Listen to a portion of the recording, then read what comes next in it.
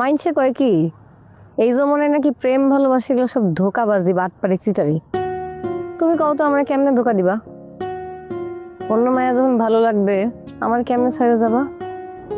দেখো নদী, তুমি কিন্তু এই যে মাইন্ডসের কথা শুনে ভুল করতেছো যদি ভাবো, তাহলে জীবনে সবচেয়ে বড় ভুলটা করবা। মাইন্ডসে তো ঠিকই কয়, প্রেমে ধোকা দিয়ে যে মজা, এই মজা কি গরুর মাংসেও আছে? নাই তো। শোনো একটা কথা কই, ধোকা তো আমি দেবো, কিন্তু কিভাবে যে দেবো সেটা তো এখনো ভাবি নেই। কিন্তু আমি কিন্তু অন্য একটা জিনিস ভাবছি। এই যে তুমি নদী যদি বহমান নদী হইয়া আরেক নদীর উপরে রাখা অন্যান্য নৌকার উপরে চইরা সেই নদী পারাপার করে ফেলো, তাহলে আমার কি হবে?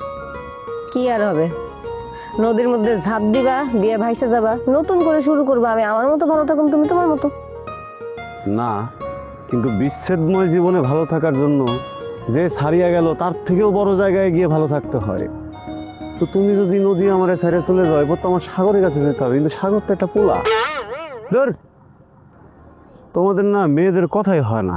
তাই কয়টা মায়া ছিল ঠিক? হ্যাঁ, সত্যি করে কত আমার আগে কয়টা প্রেম করছো?